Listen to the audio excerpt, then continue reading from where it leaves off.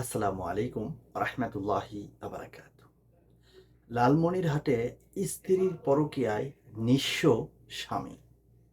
বাসর রাতেই স্বামীকে পিটিয়ে হাসপাতালে পাঠালেন স্ত্রী। মূল বিষয়ে আসেন।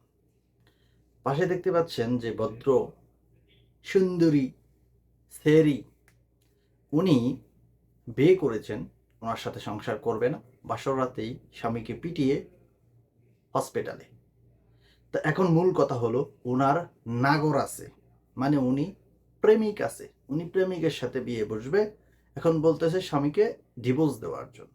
তো মূল বিষয় যে ওনার প্রেমিক আছে, বিয়ের আগে কেন বললো না? কেন একটা ছেলের জীবন এভাবে নষ্ট করলো? এই অধিকার তো ওনার নাই।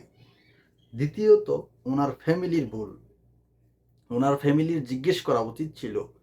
অবশ্যই ফ্যামিলি থেকে সে এদিক সেদিক চলাফেরার কারণে তো এতটুকু করতে পারছে।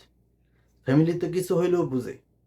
তো আমরা যারা বর্তমান সমাজে এরকম অনেক ঘটনা ঘটে, মেয়ে বিয়ে দেওয়ার ক্ষেত্রে আপনার মেয়েকে জিজ্ঞেস করা উচিত যে তুমি কি কোথাও লাইন করো, তোমার কারোর কাছে সম্পর্ক আছে, নাহলে এই যে অন্য বেড়ার জীবন এভাবে নষ্ট করাটা কোনো ক্রমেই কারো অধিকার নেই। সেটা আমার হোক বা আপনার হোক, সেটা ছেলের ক্ষেত্রে হোক, মেয়ের ক্ষেত্রে হোক।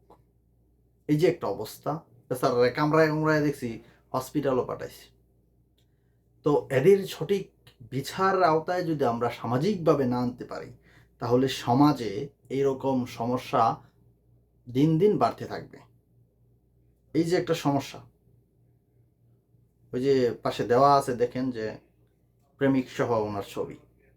তো এই যে এখন এই ফ্যামিলি বা এই মেয়ের দুজনের শাস্তি দাবি জানাই।